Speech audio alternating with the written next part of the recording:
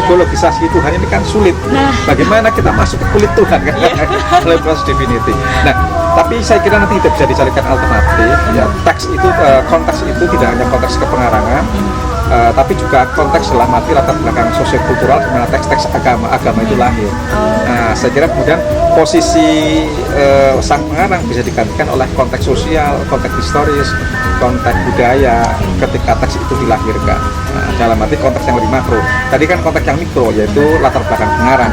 Tapi kita bisa menarik ke dalam satu konteks yang lebih makro, yaitu latar belakang sosial, latar belakang budaya, latar belakang politik ketika teks itu muncul. Nah, ini saya kira akan lebih luas konteksnya. Jadi keterbatasan psikologisasi terhadap pengarang, menguliti sang pengarang itu bisa diganti dengan cara melihat latar belakang makro dari teks ketika teks itu muncul. Nah, kira-kira begitu. Luar biasa sekali Bapak. Ini kalau kita bicara tentang tafsir ya, tadi kitab suci bahwa kita tidak bisa menguliti pengarangnya atau Tuhan. Jadi kita bisa menguliti dengan cara melihat latar belakangnya, atau kalau kita bisa sebut asbabun nuzul. Bisa dicontohkan Bapak? Ya, saya kira untuk kajian terhadap teks suci, teks sakral, itu memang ada keterbatasan hermeneutika, terutama tadi saya katakan untuk melakukan proses psikologisasi pengarang yang tidak lain adalah Tuhan itu yang mewahyukan, memfirmankan kalamnya kepada manusia. Namun ada dua hal yang bisa kita perhatikan dalam konteks mencoba mendekati kitab suci agama-agama. Yang pertama tentu kalau dalam tradisi Islam kita mengenal yang namanya asbabun nuzul atau yang disebut dengan sebab turunnya sebuah ayat, yang dalam konteks hermeneutika itu sebenarnya hanya sebab-sebab mikro atau latar belakang mikro dari sebuah ayat. Jadi misalkan kalau ada ayat tertentu yang turun kepada Nabi, pertama ketika Nabi ditanya sesuatu oleh umatnya, maka itu hanya disebut sebagai latar belakang, tapi latar belakang mikro. Sementara sebenarnya Nabi hidup dalam satu lingkungan sosial budaya Arab yang lebih luas. Dia hidup dalam satu lingkungan budaya masyarakat tertentu ya, yang ada di sekitar Makkah dan Madinah di mana Nabi itu hidup dan berkarir sebagai seorang nabi. Nah, maka latar belakang makro itu juga penting, tidak hanya latar belakang mikro mengenai sebab nuzul, tapi latar belakang Arab ya, ketika Islam turun, ketika wahyu turun, itu menjadi pertimbangan penting ketika kita menafsirkan, memahami sebuah teks. Jadi latar belakang kayak gini saya kira bisa digunakan sebagai salah satu cara kita untuk menutupi kelemahan satu proses divinity ya, berempati terhadap sang pengarang teks yang dalam konteks ini adalah teks-teks ketuhanan atau teks sakral. Ya, mungkin the last patience nih ya Bapak. Gimana sih caranya buat kita nih teman-teman sahabat cendekia yang milenial tentunya mensifati atau meneladani dari Slayer Meher?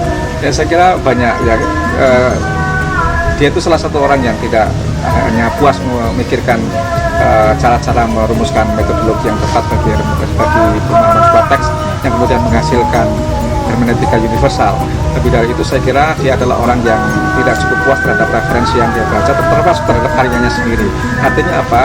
Bagi mahasiswa yang ingin berkembang secara intelektual, memang apalagi dalam proses penafsiran sebuah teks, tidak boleh berhenti dalam satu pemahaman tertentu, karena pemahaman kita bisa jadi belum tentu tepat sesuai dengan konteks yang luas, konteks yang berlapis-lapis dalam latar belakang teks itu. Karena upaya untuk memahami teks akan semakin sempurna ketika kita berusaha untuk secara sempurna juga, secara komprehensif memahami latar belakang pengarang dan kebudayaan. Artinya apa? Slayer Meher itu menyodorkan satu upaya bahwa kalau kita ingin benar berpikir, kalau kita ingin menemukan kebenaran dalam proses memahami sebuah kenyataan, mesti harus dengan sungguh-sungguh untuk membongkar lapisan-lapisan yang menyelimuti sebuah teks, sehingga teks itu bisa kita pahami secara baik.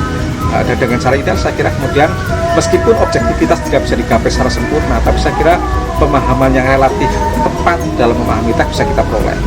Saya kira aktivis Islam, para intelektual Muslim, ulama, mestinya saya kira meneladani Slayer Meher dalam konteks berusaha untuk memperoleh pemahaman objektif terhadap teks ketika dia membaca teks-teks keagamaan. Benar banget. Pemahaman objektif dan jangan pernah puas untuk berkarya. Ya, terima kasih Bapak Musin. Begitulah sahabat cendekia tentang Slayer Meher dan konsep pemikirannya. Semoga kita bisa meneladani lebih tentang pemikiran tentang Slayer Meher. Terima kasih Bapak Musin Jamil. Sama-sama.